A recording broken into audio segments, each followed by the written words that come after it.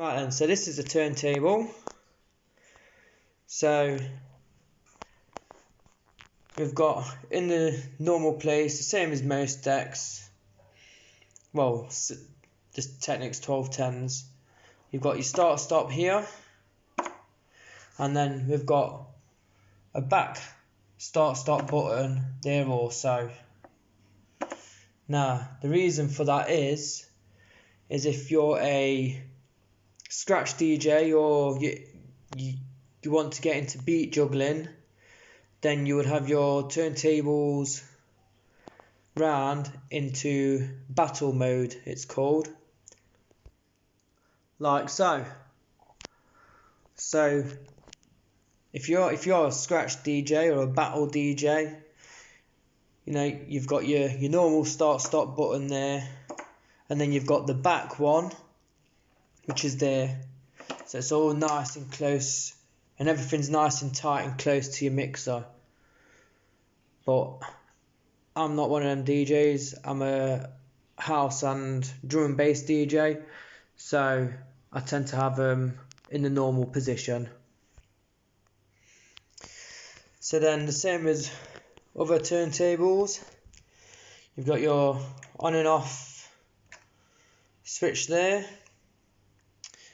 You've got the 33 RPM, 45 RPM, and when they're both together, 76 RPM, which is you're never going to use. Yep. And then over to the right of the deck, you've got your pitch control, which is what you use to slow down and speed the platter up. And we'll go through this in more detail when it comes to the mixing section of the guide.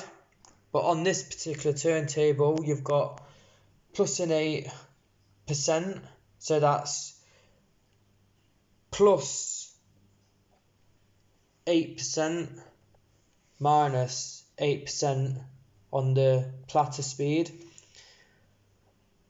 And then if you switch it to 16, that means you've got plus 16% and minus 16%. Again, we'll show these working and the sound difference as well, so you have to be careful with it when we get into the mixing part of the guide. The nice little feature on the Reloops is you've got a torque setting. So torque is basically how hard the motor's pushing or resistance. So for me, again, with what I play, I normally have the torque on halfway to 3/4 like that. If you have it on classic, it's meant to simulate the classic 1210.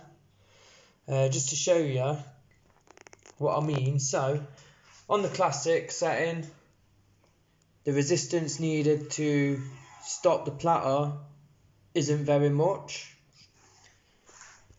But then if you used to have it on the maximum setting, which is again if you was a battle DJ, scratch DJ, you would have it on this.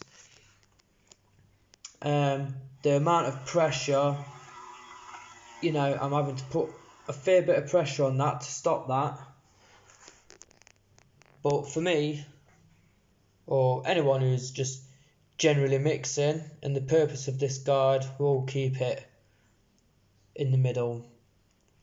Another little feature there, again one that I don't tend to use, but it's the start break. So basically, if it's on minimum, you stop it, stops straight away, and then start straight away. If you have it on 6 seconds, it's about 6 seconds to stop the platter. 2, 3, 4, 5, 6. Not bad. Not actually ever tried that. And then 1, 2, 3, 4, 5, 6 for the platter to start back up again. But again, for me, I just have it on all the way down, because if I want to stop it due to, I don't know, a track breakdown or a change in genre within a first set or at the end of the set, I'd just turn it off and let it slow down on its own. Again, that will be within the mixing section of the guide. And another little feature on this is the reverse. So on this particular turntable, you press reverse, the platter starts going backwards. Press it again to go forwards. So the RMX 22i mixer, it's a 2-channel mixer. It's quite good. You know, it's got plenty of little features on it. It's robust. It's good for the money. See the links for online stores on where to buy DJ equipment within other sections of the course. But so on here, we've got a crossfader, which is replaceable because, you know, they tend to get hammered, so they're replaceable parts. So obviously, if it's over there, the right deck's playing. If it's over there, the left deck's playing. Same again with your up-down fades. So if the right one's up, the right deck plays. Left one's up, left one plays. Both together, and that in the middle, obviously both decks are playing. On here you've got a fader reverse. So at the moment it's off. I don't tend to use it, but you might want to use it. Most mixers will also have this feature. So basically it's off now.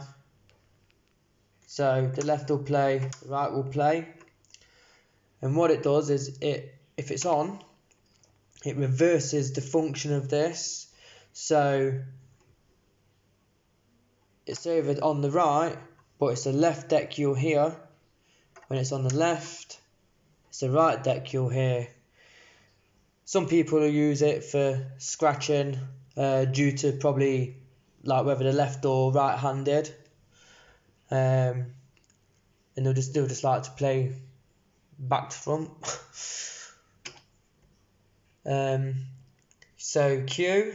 So obviously your Q is what you hear through your headphones. So when it's on, your left deck is playing through your headphones. And then the same again, your right deck is playing through your headphones. If both of them are on, then both will be playing through your headphones.